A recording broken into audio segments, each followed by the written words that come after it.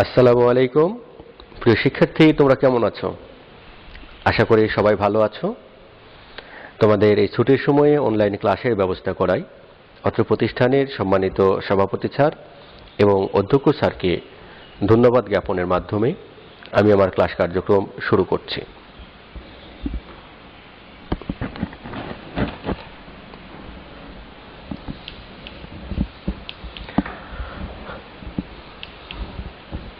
প্রিয় শিক্ষার্থী, আমরা গতদিন গতি অধ্যায় নিয়ে আলোচনা করেছি। আজকে আলোচনার পরের অংশ থেকে আমরা শুরু করব। দেখো, একটি বস্তু এক জায়গা থেকে আরেক জায়গায় চলে গেল। বস্তুর অবস্থানের এই পরিবর্তনকে আমরা কি বলি? গতি।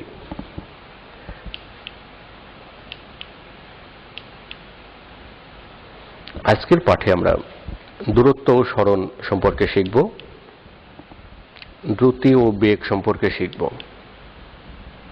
প্রিয় শিক্ষার্থী, দূরত্ব ও সরণ, তোমরা দূরত্ব কথার সঙ্গে সবাই পরিচিত। তোমাকে অনেকে জিজ্ঞেস করে তোমার বাসা থেকে স্কুলের দূরত্ব কত। কেউ বলো 1 কিলোমিটার, কেউ বলো হাফ কিলোমিটার। আবার তোমার থেকে বাজারের দূরত্ব কত, বিভিন্ন রকমের। তোমার নানু বাড়ির দূরত্ব কত, তোমার মামা বাড়ির দূরত্ব কত। দূরত্ব কথাটা আমরা সাধারণত সবাই পরিচিত। কিন্তু এই সরণও এক ধরনের দূরত্ব। কিন্তু দুটোর মধ্যে পার্থক্য হচ্ছে যে একটা নির্দিষ্ট দিক আছে আর একটি নির্দিষ্ট দিক নেই। তোমাকে যদি জিজ্ঞেস করা হয় যে তোমার বাড়ি থেকে তোমার বাজার কত দূর, তুমি বললা 500 মিটার। তো 500 মিটার, এটা কিন্তু আমি বুঝতে পারলাম না 500 মিটার উত্তরে না দক্ষিণে না পূর্ব না পশ্চিম। এটা হয়ে গেল দূরত্ব। আর যখন তুমি বললো 500 মিটার উত্তর দিকে, তখন সেটা হয়ে যাবে সরণ। অর্থাৎ যখন নির্দিষ্ট দিক বলবা তখন সেটা হয়ে যাবে সরণ। এখানে দেখো, এই বিন্দুতে একটি বস্তু রয়েছে। বস্তুটি এই বিন্দু থেকে যাত্রা শুরু করে বি বিন্দুতে গেল এবং এখানে দেখো টোটাল 10 মিটার রাস্তা। এ থেকে বি বিন্দুতে যেতে সে 10 মিটার দূরত্ব অতিক্রম করেছে। এরপরে বস্তুটি বি থেকে সিতে গেল, এখানে সে বস্তুটি 5 মিটার দূরত্ব অতিক্রম করেছে। তাহলে বস্তুটি টোটাল অতিক্রম করলো কত? 10 যোগ 5 15 মিটার। কিন্তু যদি এমন হতো বস্তুটি সি বিন্দুতে না গিয়ে 5 মিটার দূরে ডি বিন্দুতে গেল, কিন্তু 5 মিটার দূরত্বই গেল, তাহলে সেক্ষেত্রে কিন্তু 10 যোগ 5 মিটার, ডি বিন্দুতে গেলেও সে 10 যোগ 5 মিটার 15 মিটার, সি বিন্দুতে গেলেও 10 যোগ 5 মিটার 15 মিটার দূরত্ব অতিক্রম করলো। অর্থাৎ তার মোট অতিক্রান্ত দূরত্ব 15 মিটার। কিন্তু তার সরণ কতটুকু? প্রথম ক্ষেত্রে তার সরণ হবে এ থেকে সি বিন্দু পর্যন্ত, অর্থাৎ প্রথম বিন্দু স্টার্টিং পয়েন্ট এবং ফিনিশিং পয়েন্ট। দ্বিতীয় ক্ষেত্রে বস্তুটির সরণ হবে এ থেকে ডি পর্যন্ত, অর্থাৎ এই স্টার্টিং পয়েন্ট এবং ফিনিশিং পয়েন্ট। তাহলে আমরা দেখতে পাচ্ছি যে বস্তুটির দূরত্ব কিন্তু অতিক্রান্ত দূরত্ব উভয় ক্ষেত্রে কত? 10 মিটার যোগ 5 মিটার 15 মিটার। যখন সি বিন্দুতে গিয়েছে তখন, আবার যখন ডি বিন্দুতে গিয়েছে তখনও তার অতিক্রান্ত দূরত্ব 10 যোগ 5 15 মিটার। কিন্তু তার সরণ, প্রথম ক্ষেত্রে সরণ হচ্ছে এ থেকে সি অর্থাৎ এসি, দ্বিতীয় ক্ষেত্রে সরণ হচ্ছে এ থেকে ডি এডি। তা আসলে কিন্তু তার অতিক্রান্ত দূরত্ব সমান হলেও সরণ কিন্তু সমান নয়। তো শিক্ষার্থী দেখো যে তাদের উভয় ক্ষেত্রে অতিক্রান্ত দূরত্ব 10 যোগ 5 সমান 15 মিটার। কিন্তু বস্তুটার ভেক্টর দূরত্ব বা সরণ, বস্তুটির সরণ এসি নট ইকুয়াল টু এডি। দেখো এখানে নট ইকুয়াল, সমান নয় এডি। অর্থাৎ আমরা দেখতে পাচ্ছি চিত্র থেকে যে এসি এবং এডি সমান নয়। তার কারণে অতিক্রান্ত দূরত্ব সমান হলেও সরণ সমান নাও হতে পারে। তাহলে প্রিয় শিক্ষার্থী, তোমরা মনে হয় বুঝতে পেরেছো দূরত্ব এবং সরণ কি জিনিস। দূরত্ব হচ্ছে যে কোনো একটি দিকে তোমার অতিক্রান্ত যে পথ অতিক্রম করবে সেটাই তোমার দূরত্ব, কিন্তু সরণ হচ্ছে কোনো নির্দিষ্ট দিকে তুমি যে পথ অতিক্রম করবে সেটা হচ্ছে তোমার সরণ। দেখো এখানে একজন ব্যক্তি 10 মিটার দূরত্ব অতিক্রম করেছে, সোজা গিয়েছে 10 মিটার, তারপরে সেখান থেকে ফিরে আবার 4 মিটার রাস্তা চলে এসেছে। তার মোট অতিক্রান্ত দূরত্ব কত হলো? 10 + 4 14 মিটার। কিন্তু তার দূরত্ব বা সরণ কতটুকু হলো? তার সরণ হবে এখান থেকে এই পর্যন্ত, অর্থাৎ 10 মিটার এই টোটাল রাস্তা যদি হয়, আর এইটুকু 4 মিটার, তাহলে 10 - 4 6 মিটার, তাহলে তার সরণ হবে 6 মিটার। আবারও বলছি, তার দূরত্ব হবে 14 মিটার আর সরণ হবে 6 মিটার। তাহলে প্রিয় শিক্ষার্থী, আমার মনে হয় তোমরা বুঝতে পেরেছো দূরত্ব ও সরণ কি জিনিস। তাহলে দেখো যে সুতরাং আমরা কি বলতে পারি, সুতরাং দূরত্ব হলো যে কোনো দিকে অতিক্রান্ত দৈর্ঘ্য এবং সরণ হলো কোনো নির্দিষ্ট দিকে সোজাসুজি বা সরল রেখায় অতিক্রান্ত দূরত্ব। সরণ হলো বস্তুটির অবস্থানের প্রথম স্থান থেকে বস্তুটির অবস্থানের শেষ স্থান পর্যন্ত সরলরৈখিক দূরত্ব। তাহলে তোমরা নিশ্চয়ই বুঝতে পেরেছো দূরত্ব কি এবং সরণ কি। এরপরে আসতেছে দ্রুতি ও বেগ। দ্রুতি কাকে বলে? কোন বস্তুর একক সময়ে অতিক্রান্ত দূরত্বকে দ্রুতি বলে। বেগ কথার সঙ্গে আমরা সবাই পরিচিত, কোন গাড়ি কত বেগে যাচ্ছে, কার বেগ কত, বেগ বাড়াতে হবে কমাতে হবে, এরকম বিভিন্ন কথা আমরা বলে থাকি। কিন্তু দ্রুতি কথাটি তোমাদের কাছে নতুন মনে হচ্ছে। তো মূলত দুটি কথা একই, কিন্তু পার্থক্য ওই এক জায়গাতেই, যে দ্রুতির সঙ্গে নির্দিষ্ট দিক নেই আর বেগের সঙ্গে নির্দিষ্ট দিক উল্লেখ থাকবে। দেখো কোনো বস্তুর একক সময়ে অতিক্রান্ত দূরত্ব, অর্থাৎ তুমি যদি 5 মিনিটে 30 মিটার রাস্তা যাও, আবারও বলছি তুমি 5 মিনিটে 30 মিটার রাস্তা গেলে, তাহলে 1 মিনিটে কতটুকু গেলে? নিশ্চিতভাবেই 6 মিটার। 30কে 5 দিয়ে ভাগ করলে কত পাবো? 6 মিটার। তাহলে তোমার দ্রুতি হবে 6 মিটার পার মিনিট। আবার যদি এটাকে আমি বলি তুমি 5 মিনিটে 30 মিটার উত্তর দিকে গেলে, তাহলে তোমার বেগ কত? যেহেতু এখানে উত্তর দিক উল্লেখ রয়েছে এই জন্য এটা হয়ে যাবে বেগ। তাহলে তোমার বেগ একই হবে 6 মিটার পার মিনিট। অর্থাৎ 1 মিনিটে তুমি 6 মিটার গেলে কোন দিকে? উত্তর দিকে। এখানে দিক আছে জন্য এটি বেগ, আর দিক না থাকলে হয়ে যাবে দ্রুতি। তাহলে প্রিয় শিক্ষার্থী, দেখো যে কোনো বস্তুর একক সময়ে অতিক্রান্ত দূরত্বকে কি বলে? দ্রুতি বলে। একটি গাড়ি 3 সেকেন্ডে 60 মিটার দূরত্ব অতিক্রম করলো, এর দ্রুতি কত? একটা গাড়ি 3 সেকেন্ডে কতটুকু গিয়েছে? 60 মিটার। তাহলে দ্রুতি সমান কি? দূরত্ব বাই সময়, অর্থাৎ দূরত্বকে সময় দিয়ে ভাগ করলে আমরা পাবো দ্রুতি। তাহলে দূরত্ব কত এখানে? 60 মিটার, আর সময় হচ্ছে 3 সেকেন্ড। তাহলে 60কে যদি 3 দিয়ে ভাগ দিয়ে আমরা কত পাবো? 20। তাহলে এখানে দ্রুতি হলো 20 মিটার পার সেকেন্ড। বেগের ক্ষেত্রে আমরা একই নিয়মে বেগ বাইর করব, শুধুমাত্র সেক্ষেত্রে দিক উল্লেখ থাকবে, কিন্তু তোমার উত্তরে তার কোনো প্রভাব আসবে না। একই রেজাল্ট, তোমার যে ফলাফলটা আসবে একই আসবে। তাহলে এই ধরনের অঙ্ক তোমাদের পরীক্ষায় আসতে পারে। তোমরা এই ধরনের অঙ্ক তোমাদের বই থেকে আরো বেশি বেশি প্র্যাকটিস করবে। তাহলে বেগ কাকে বলে?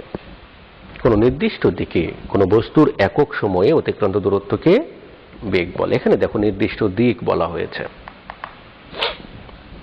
আগেরটাতে কিন্তু একই সংজ্ঞা, শুধুমাত্র এখানে কোনো নির্দিষ্ট দিকে কথা উল্লেখ রয়েছে। তাহলে কোনো নির্দিষ্ট দিকে কোনো বস্তুর একক সময়ে অতিক্রান্ত দূরত্বকে বেগ বলে। মনে করো লুবাবা একটা মেয়ে উত্তর দিকে 10 সেকেন্ডে 15 মিটার গেল। এখানে দেখো উত্তর দিক, একটা দিক উল্লেখ রয়েছে, তাহলে তার বেগ কত হবে? তাহলে বেগ 15 মিটার পার 10 সেকেন্ড, তাহলে 1.5 মিটার পার সেকেন্ড। কোন দিকে? উত্তর দিকে। এটা হচ্ছে তার বেগ। সূত্র একই, নিয়ম এক, শুধুমাত্র দিক উল্লেখ থাকবে। আমার মনে হয় তোমরা বুঝতে পেরেছো। এরপরে দেখো ত্বরণ।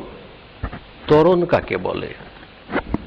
প্রিয় শিক্ষার্থী, আমরা এই যে বস্তুটি রয়েছে, এই বস্তুটি মনে করি যে একটা রাস্তা দিয়ে একটা বস্তু যাচ্ছে, বস্তুটির বেগ হচ্ছে 20 মিটার পার সেকেন্ড। একজন গাড়ি চালাচ্ছে 20 মিটার পার সেকেন্ড বেগে, হঠাৎ করে সে অ্যাক্সিলারেটর চাপ দিয়েছে। অ্যাক্সিলারেটর চাপ দেওয়ার কারণে গাড়িটির বেগ আস্তে আস্তে বৃদ্ধি পাচ্ছে। তাহলে দেখি যে এই যে গাড়িটি বেগ যে বৃদ্ধি পায়, বস্তুর এই বেগ বৃদ্ধির হারকে আমরা বলবো ত্বরণ। বস্তুর বেগ বৃদ্ধির হারকে কি বলা হয়? ত্বরণ। তুমি সাইকেল চালাচ্ছ, সাইকেলের বেগ আস্তে আস্তে বৃদ্ধি পাচ্ছে। তোমার প্রথম সেকেন্ডে বেগ হলো, তুমি 0 থেকেই শুরু করেছো, আস্তে আস্তে তোমার বেগ বৃদ্ধি পাচ্ছে। এই প্রতি সেকেন্ডে যে বেগটুকু বৃদ্ধি পাবে সেটাই হবে তোমার ত্বরণ। তো দেখো যে এখানে একটি বস্তু রয়েছে, এই বস্তুটির বেগ কিভাবে বৃদ্ধি পায়। আবারও দেখো তোমরা একটু, একটি বস্তু রয়েছে, বস্তুটি 20 মিটার পার সেকেন্ড বেগে গতিশীল। এই অবস্থায় বস্তুটির অ্যাক্সিলারেটরে চাপ দেওয়ার কারণে বস্তুটি তাড়িত হয়েছে বা বেগ বৃদ্ধি পেয়েছে। এই বস্তুটি বেগ বৃদ্ধি পেয়ে একটা অবস্থানে গেল। ধরে নাও যে প্রথম সেকেন্ডে বস্তুটি এখানে প্রথমে তার অবস্থা বেগ ছিল 20 মিটার পার সেকেন্ড, পরের সেকেন্ডে হলো 25 মিটার পার সেকেন্ড, তারপরের সেকেন্ডে গিয়ে হয়েছে 30 মিটার পার সেকেন্ড, তারপরে হয়েছে 35 মিটার পার সেকেন্ড, ফাইনালি গিয়ে হয়েছে 40 মিটার পার সেকেন্ড। এভাবে প্রতি সেকেন্ডে তোমরা দেখো তো বস্তুটির বেগ কত করে বৃদ্ধি পেয়েছে। 25 বিয়োগ 20 কত হয়? 5। 30 বিয়োগ 25 5। 35 বিয়োগ 30 5। অর্থাৎ প্রতি সেকেন্ডে বস্তুটির বেগ 5 মিটার পার সেকেন্ড হারে বৃদ্ধি পেয়েছে। তাহলে এই বস্তুর বেগ বৃদ্ধির হারকে আমরা বলবো ত্বরণ। তাহলে এই ক্ষেত্রে ত্বরণ কত? যেহেতু প্রতি সেকেন্ডে 5 মিটার পার সেকেন্ড করে বৃদ্ধি পেয়েছে, এই কারণে এই বস্তুর ত্বরণ হবে 5 মিটার পার সেকেন্ড স্কয়ার। দেখো যেখানে বেগের পরিবর্তন কত হয়েছে, বস্তুটির চূড়ান্ত বেগ কত? 40 মিটার পার সেকেন্ড। শুরু করেছিল কোথায় থেকে? 20 মিটার পার সেকেন্ড থেকে। তাহলে বেগের পরিবর্তন কত হয়েছে? 40 - 20 = 20 মিটার পার সেকেন্ড। এই যে এইখানে এই পরিবর্তন হতে কত সময় লেগেছে? পরিবর্তন হতে সময় লেগেছে দেখো 1 সেকেন্ড, 2 সেকেন্ড, 3 সেকেন্ড, 4 সেকেন্ড। 4 সেকেন্ডে 20 মিটার পার সেকেন্ড বেগের পরিবর্তন ঘটেছে। তাহলে ত্বরণ হবে 20/4, অর্থাৎ বেগের পরিবর্তন ডিভাইডেড সময়। তাহলে কত আসবে? 5। তাহলে প্রিয় শিক্ষার্থী, আমরা এই যে বেগের পরিবর্তনটা হিসাব করলাম, আমরা এই সমীকরণের মাধ্যমে আমরা ত্বরণ নির্ণয় করতে পারবো। আমরা চিত্র থেকে দেখেছি যে বেগের ত্বরণটা কত, আবার আমরা এই সমীকরণের মাধ্যমে ত্বরণ সমান বেগের পরিবর্তন ভাগ সময়, এই সমীকরণের সাহায্যে আমরা ত্বরণ নির্ণয় করতে পারবো। তাহলে আমরা বেগের পরিবর্তন কিভাবে নির্ণয় করব? শেষ বেগ থেকে প্রথম বেগ বিয়োগ করব, আর কত সময় লেগেছে এই সময় দিয়ে ভাগ দেব, দিলে আমরা ত্বরণ পাবো। তাহলে আমার মনে হয় তোমরা বুঝতে পেরেছো ত্বরণ কাকে বলে। প্রিয় শিক্ষার্থী, এরপরে দেখো মন্দন। মন্দন কাকে বলে? বেগ বৃদ্ধির হারকে যেমন ত্বরণ বলে, অনেক সময় এমন হয় যে তুমি সাইকেল চালাচ্ছ, চালাতে চালাতে একসময় সাইকেলে ব্রেক করেছো। সাইকেলে ব্রেক করলে কি হবে? সাইকেলটা আস্তে আস্তে থেমে যাবে, এক জায়গায় সঙ্গে সঙ্গে থামবে না। তো এই যে বেগ হ্রাসের হারকে, বস্তুটির বেগ আস্তে আস্তে কমতে থাকবে, বেগ হ্রাসের হারকে বলা হবে মন্দন। বস্তুর বেগ হ্রাসের হারকে মন্দন বলে।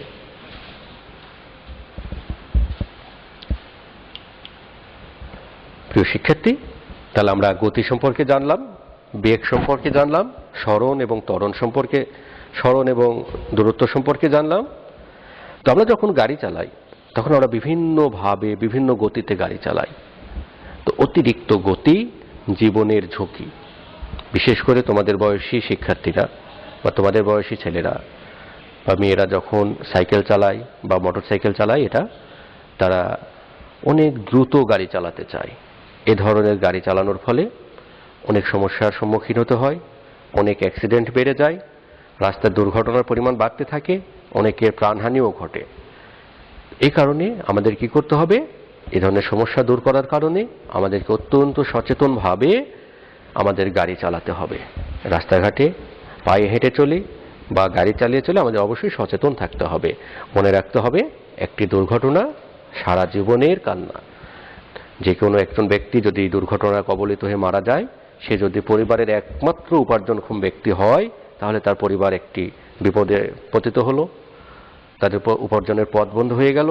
আর যদি কোনো ছোট বাচ্চা বা কেউ যদি অ্যাক্সিডেন্ট করে আক্রান্ত হয় বা মারা যায়, সেক্ষেত্রে সেটাও তার পরিবারের জন্য একটি কান্নার বিষয়। তাহলে আমাদেরকে অবশ্যই গাড়ি চালানোর সময় সচেতন থাকতে হবে। প্রিয় শিক্ষার্থী, তোমাদের জন্য বাড়ির কাজ রয়েছে। তোমাদের এই অধ্যায়টি শেষ। এই অধ্যায়ের সৃজনশীল প্রশ্ন 1 এবং 2 নাম্বার তোমরা বাসা থেকে লিখবে, বাসাতে বসে লিখবে এবং মুখস্থ করবে। আমি আশা করি আমার এই আলোচনা থেকেই তোমরা সমস্ত প্রশ্নের অ্যান্সার করতে পারবে এবং যেখানে সমস্যা হবে তোমরা বই থেকে সহযোগিতা নেবে। তাহলে প্রিয় শিক্ষার্থী, ধন্যবাদ তোমাদেরকে। তোমরা বর্তমান পরিস্থিতিতে আতঙ্কিত না হয়ে সচেতন থাকবে এবং নিয়মিত হাত পরিষ্কার করবে ও সামাজিক দূরত্ব বজায় রেখে চলবে। ধন্যবাদ।